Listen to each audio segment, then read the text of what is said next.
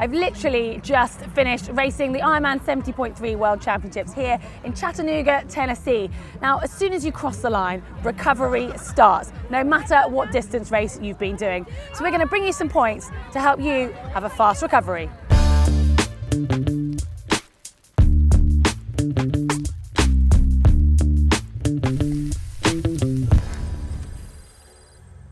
After a tough race like I've had today, it's important to maximise the opportunity to recover and repair. Ideally, starting your refuelling within the first 30 minutes with something like a recovery shake. And then, once you can stomach it, a nutritious meal. The idea being you can get your body feeling back to normal as soon as possible.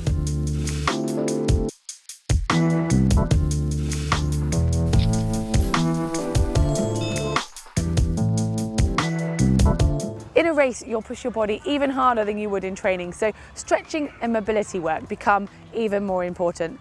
Now, the idea is to try and increase the blood flow and help relieve any tight and achy areas. Now, dynamic stretching is a great way to do this, and you can focus on those specific spots.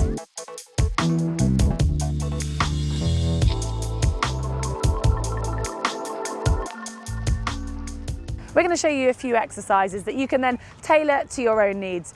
I'm going to start off with a nice simple leg swing. So just moving your leg backwards and forwards with your toes facing out in front. The idea being to try and stretch out your hip flexor that's likely to be really tight after cycling hard.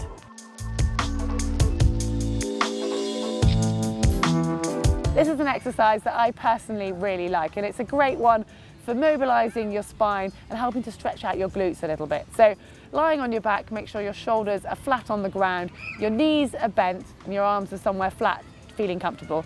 And from that position, just drop your knees slowly out to one side until they reach the ground, and then gradually bring them back up, drop them down to the other side.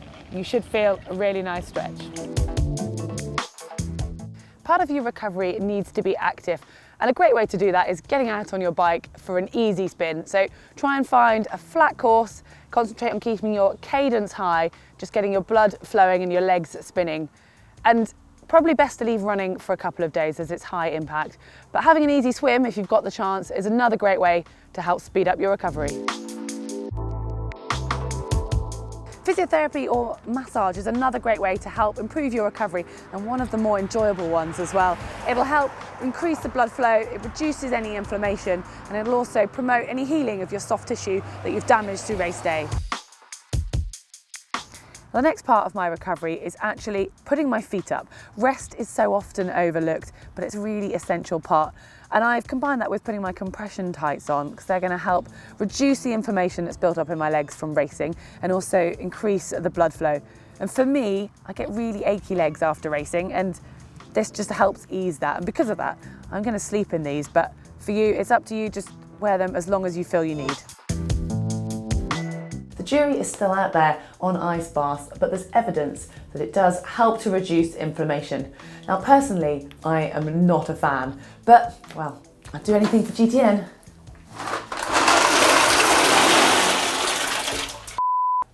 Seriously? Do I actually have to do this? Yes? Well, we shared with you a few different recovery techniques, and it's down to personal preference, but we'd love to know what works for you, so do share it with us. And to subscribe to GTN, just click on the globe, and for 9 essential triathlon skills, just click up here, and if you want to check out our run workout, click down here. Now, I'm out of here.